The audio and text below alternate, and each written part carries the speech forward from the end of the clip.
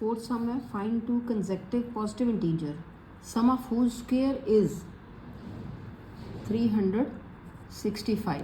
तो पहले तो आपको ये पता होना चाहिए कि कंसेक्टिव नंबर क्या होते हैं। कंसेक्टिव नंबर वो होते हैं, जैसे देखो 1 के साथ ही 2 आ गया, जैसे 4 के साथ 5 आ गया। ये इस नंबर को, ऐसे नंबर्स को कंसेक्टिव करते हैं जो साथ साथ होते हैं, जैसे 13 और 14, जैसे 19 और 20। ये सारे क्या है, कंसेक्टिव नंबर।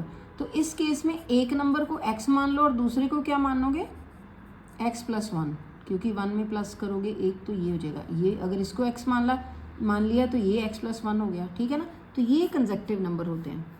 वो कहते हैं दो कंसेक्टिव नंबर ढूंढो, पहला x मान लिया, लेट फर्स्ट नंबर, ऐसे लिख लिया करो, let first number is x and second number, क्योंकि कंसेक्टिव है, विल बी x प्लस 1। तो अब square, sum of whose square, तो x का स्क्वायर प्लस इसका स्क्वायर x प्लस 1 का, ये दोनों नंबर का स्क्वायर होगा 365। अब इसमें फॉर्मूला लगेगा कौन सा, a plus B whole square का। क्या होता है, a square plus B square B plus 2ab, 2ab तो यही आ जाएगा, ठीक है, इज इक्वल टू 365। तो अब क्या होगा, इन दोनों को प्लस कर लो, तो ये एक ही फैमिली के हैं, तो 2x स्क्वायर आ जाएगा प्लस 2x प्लस 1, और ये इधर ले आओ माइनस 365। जब ये इज इक्वल टू का साइन होता है तो ये अगर इधर लेके आना तो ये प्लस वाला माइनस हो जाता है, ठीक है। तो अब ये इसमें से एक माइनस हो जाएगा, क्योंकि minus 365 and plus plus minus minus का सम, साइन बड़े वाला, बड़ा ये है नंबर, ठीक है, 364 हो जाएगा। तो यहाँ आ जाएगा 2x square plus 2x plus 364। तो अब यहाँ से देखने से लग रहा है ये सारा, ये लास्ट नंबर, ये सारे क्या हैं, इवन है। तो ये 2 कॉमन है, 2 कॉमन निकाल के x स्क्वायर, तो मैंने आपको बताया था या तो ये वाली साइड और ये वाली साइड, दोनों को हम एक ही नंबर से डिवाइड भी कर सकते हैं, मल्टीप्लाई भी कर सकते हैं। तो हम बाय मल्टीप्लाइंग, बाय डिवाइड किया, मतलब ये देखो, ये कॉमन निकाला मतलब डिवाइड किया। तो यहाँ x और यहाँ पे 182 इज इक्वल टू, ये आ जाएगा 0, यहाँ पे प्लस था और यहाँ पे माइनस था। ये जब यहाँ पे ये देखो प्लस माइनस, माइनस का सम, साइन बड़े वाला, ये माइनस का आएगा, ठीक है।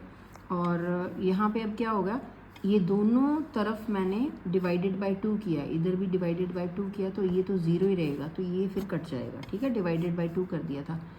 तो x square plus x minus 182। अब आ गई वो स्टेटमेंट जो पिछले स्टार्टिंग वाले सम्स में किया था आपने। तो अब इसका हमने फैक्टर ढूंढने हैं।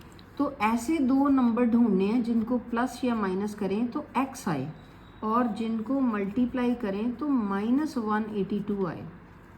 तो ये देखो, ये कुछ नंबर्स आप याद भी करके रख सकते हो, ठीक है। अगर जिन बच्चों ने ये सारे एक एक सम किया हुआ उनको तो याद रहता है, जिन्होंने ये सारे सम्स नहीं किए हुए तो वो क्या होगा, उनको ये वहाँ पे पेपर में प्रॉब्लम आएगी फैक्टर बनाने में, ठीक है। तो ये आप कर लो इसको, नहीं तो आप कर करके देखो आपके फैक्टर हो जाते हैं, ठीक है। आप कौन से दो नंबर्स हैं, ये 14 और 13, इनको मल्टीप्लाई करो, ये आ जाता है 182।